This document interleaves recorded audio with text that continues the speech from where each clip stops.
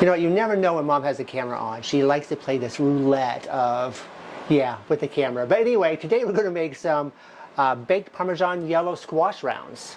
Super simple and quick recipe. What we've done, we've taken a squash and we've cut them into about 1/4 inch slices. We're going to place them on a baking sheet that is lined with parchment paper. If you do not have parchment paper, you can use aluminum foil. You're just going to need to place a little bit of non-stick cooking spray on that.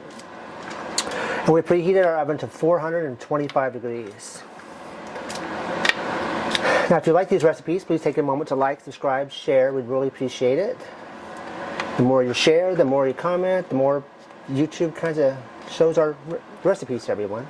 All right, now we're going to take some black pepper, and we're just going to have black pepper on each of these.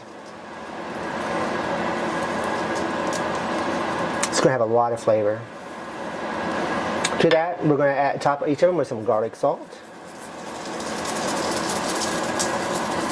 And this really depends on how much flavor and stuff that you want to. And then we're going to take some grated Parmesan cheese. We're just going to put that on top of each of our little circles. All right, once we are done putting our Parmesan cheese on there, we're going to stick this in the oven for 15 to 20 minutes. Your oven may vary, it may be a little bit less, but once the Parmesan cheese begins to brown and become golden brown, you want to take them out of the oven. 425 degrees? Yep, 425. All right, there we are. They're done. Ours took about 13 and a half minutes. We got the nice golden brown in the Parmesan cheese, packed with flavor with that garlic salt, black pepper.